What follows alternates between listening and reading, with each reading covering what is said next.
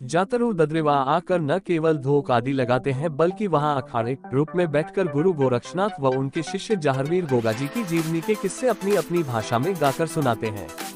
प्रसंगानुसार जीवनी सुनाते समय वाद्य यंत्रों में डैरू व काई का कचौला विशेष रूप से बजाया जाता है। इस दौरान अखाड़े के जातरुओं में से एक जातरू अपने सिर व शरीर पर पूरे जोर से लोहे की सांकलें मारता है।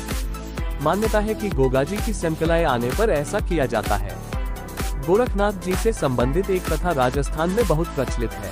राजस्थान के महापुरुष गोगाजी का जन्म गुरु गोरखनाथ के वरदान से हुआ था।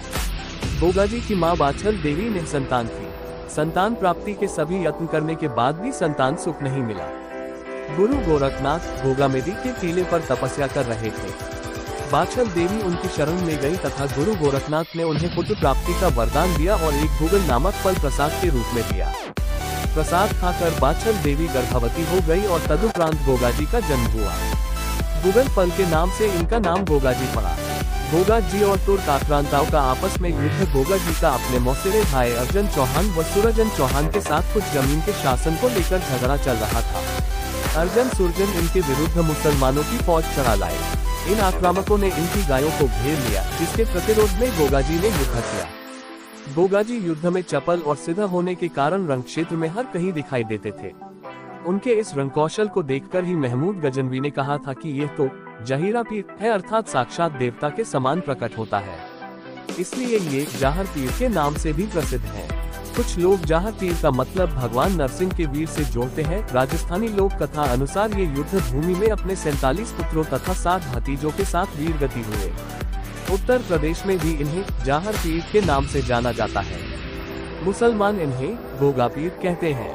गोगाजी ने गौरक्षा एवं तुर्क आक्रांताओं महमूद गजनवी से देश की रक्षार्थ अपने प्राण न्यौछावर कर दिए। राजस्थान का किसान वर्षा के बाद हल जोतने से पहले गोगाजी के नाम की राखी गोगा राखवी हल और हाली दोनों को बांधता है।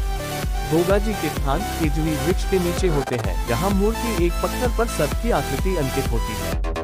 इसलिए बागड़ में तो ये कहावत है कि गांव गांव गोगों ने गांव गांव खेती। ऐसी मान्यता है कि युद्ध भूमि में लड़ते हुए गोगाजी का सिर चूरू जिले के जिस स्थान पर गिरा था वहां शीशमेरी तथा युद्ध करते हुए जहां शरीर गिरा था उसे गोगामेरी कहा गया।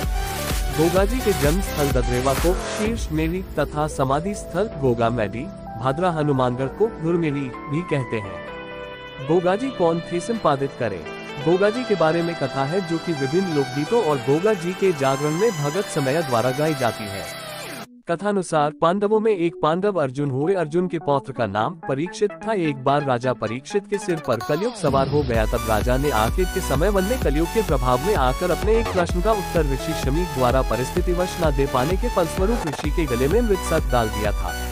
परीक्षित के इस कृत्य से अनभिज्ञ ऋषि पुत्र श्रृंगी को जब ये ज्ञात हुआ तो उसने श्राप दे दिया कि जिस किसी ने भी मेरे पिता के गले में मृत सर्प डाला है उसे आज से 7वें दिवस तक्षक नाग दस्तर मृत्युलोक पहुंचा देगा। राजा को जब ये ज्ञात हुआ तब उसने अपने लिए एक सप्ततल प्रासाद महल निर्मित करवाया, परंतु कड़ी सुरक्षा के पश्चात भी तक्षक नाग प्रासाद में प्रवेश कर गया और राजा को 7वें दिवस डस लिया। कुछ समय पश्चात राजा परीक्षित के पुत्र जन्मेजय को जब ये ज्ञात हुआ कि उसके पिता को तक्षक ने डसा था तब उसने सर्पदमन यज्ञ का आयोजन किया, जिसके कारण समस्त सर्प यज्ञ में भस्मीभूत होने लगे। तत्पश्चात माता मनसा देवी के पुत्र आस्तिक के सत्प्रयत्नों से नागों के प्राणों की रक्षा हुई।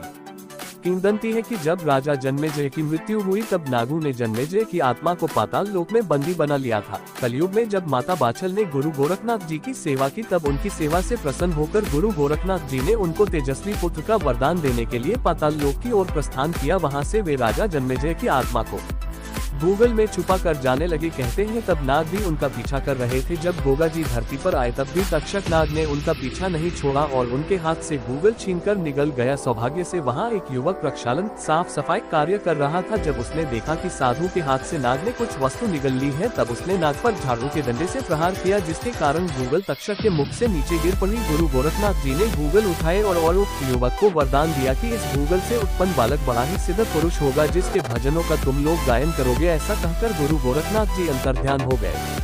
तक्षक नाग भी निराश होकर पाताल को लौट गया। इस प्रकार राजा जन्मेजय ही गोगाजी के नाम से विख्यात